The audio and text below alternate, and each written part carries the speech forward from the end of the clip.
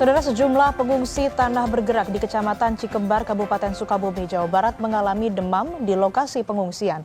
Sementara warga yang rumahnya rusak berat menyatakan siap direlokasi jika memang pemerintah memutuskan lokasi terdampak bencana tak bisa lagi ditinggali. Hari kelima tinggal di pengungsian, warga 3 kali diberikan pelayanan kesehatan oleh petugas.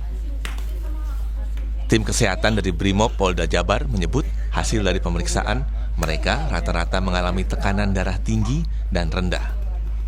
Warga mengaku tak bisa tidur karena khawatir bencana susulan, sehingga berpengaruh terhadap kesehatan mereka. Kemarin itu udah sakit kan, berobat udah 3 kali sekarang. Berobat udah 3 kali. Sampai dimakan sakitnya kerasa. Gimana tambah apa bangun sakit. Sakit. Ibu rasanya apa? Demam atau gimana? Demam, kepala sakit. Kepala sakit. Gitu. Dari hasil pemeriksaan petugas, dalam satu lokasi pengungsian ada 15 orang yang mengalami demam dari orang tua hingga anak-anak. Tim kesehatan dari Brimob pun siaga 24 jam dengan ambulans jika ada warga yang harus dilarikan ke rumah sakit. Untuk pengecekan kesehatan dari tim kami, tim Brimob, kebetulan ini mayoritas adalah demam. Demam ya? Demam karena mungkin kurang istirahat. Alhamdulillah dari tim medis kami sudah berupaya semaksimal mungkin untuk memberikan obat-obatan berupa obat demam dengan obat darah tinggi. Karena sekali lagi karena pengungsi kurang istirahat. Alhamdulillah untuk tim kesehatan kami siaga 24 jam.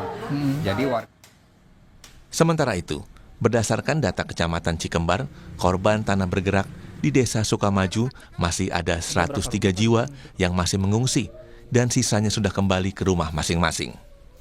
Terkait rencana relokasi, pemerintah desa sudah menyiapkan lahan seluas 2 hektar jika dibutuhkan.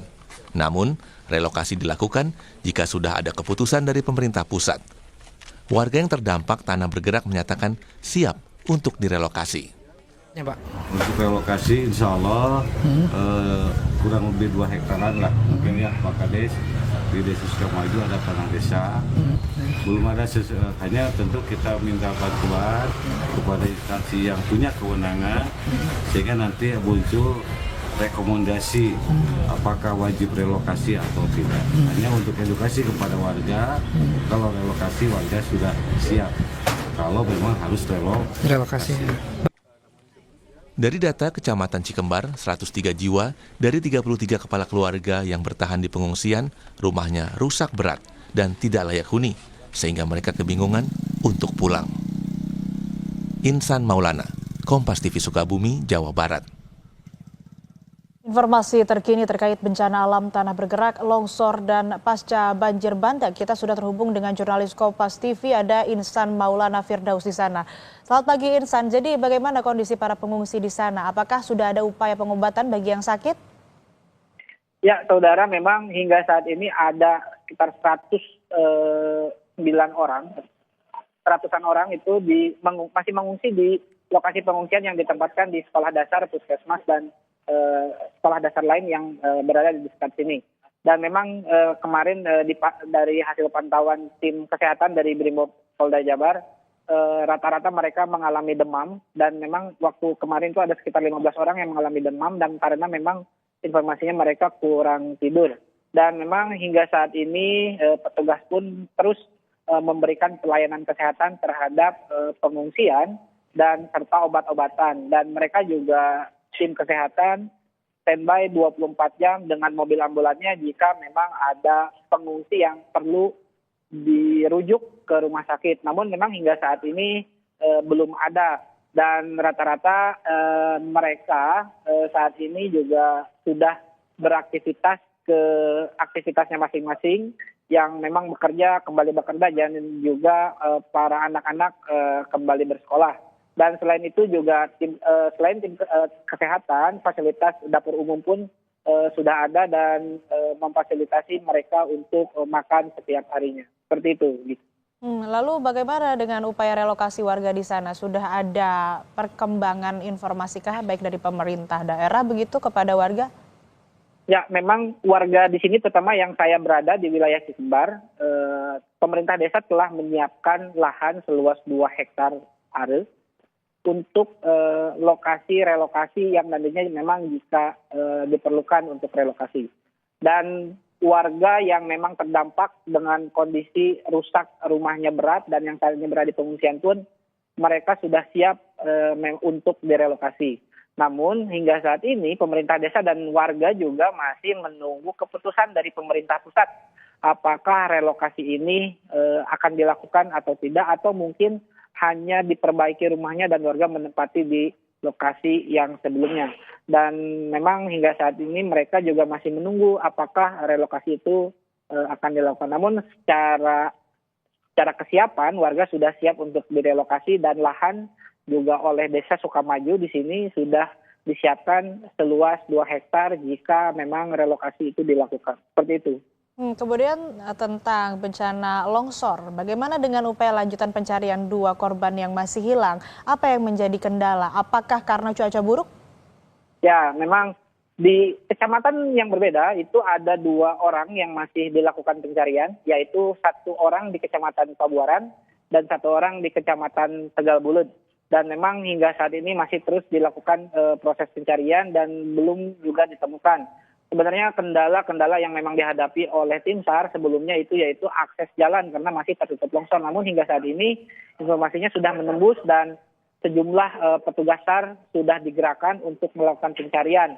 Dan selain itu juga kendalanya adalah material tanah yang sifatnya keras. Itu memang menjadi kendala juga untuk proses penggalian. Namun tim SAR juga menggunakan alat semi otomatis dan juga manual, yaitu Alkon untuk menyedot air dan menyemprot tumpukan-tumpukan tanah dan juga penggalian menggunakan cangkul.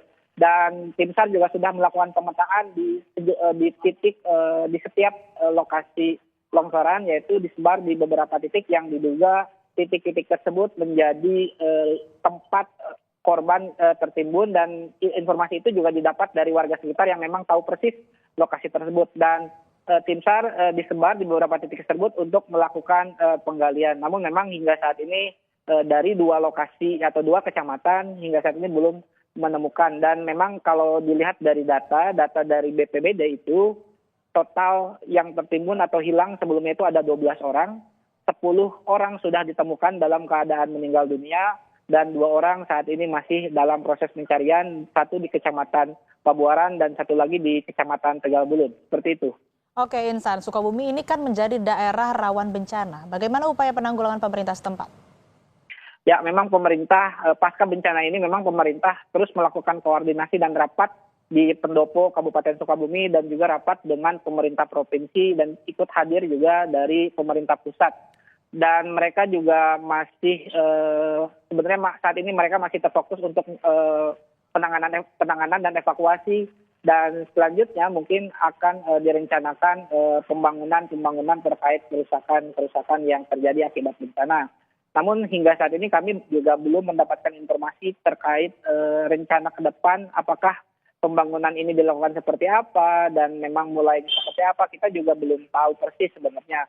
Dan sebenarnya di samping itu warga yang memang terdampak bencana ini baik banjir, longsor, pergerakan tanah dan juga angin kencang mengharapkan pemerintah secepatnya untuk bisa memberikan solusi terkait mereka ke depannya seperti apa, terutama memang perbaikan fasilitas umum yang saat kemarin itu hampir rusak seperti tanggul penahan tanah, tanggul penahan air, dan juga jalan-jalan provinsi dan nasional yang jebol. Sekalipun sekarang sudah tembus yang sebelumnya tertutup.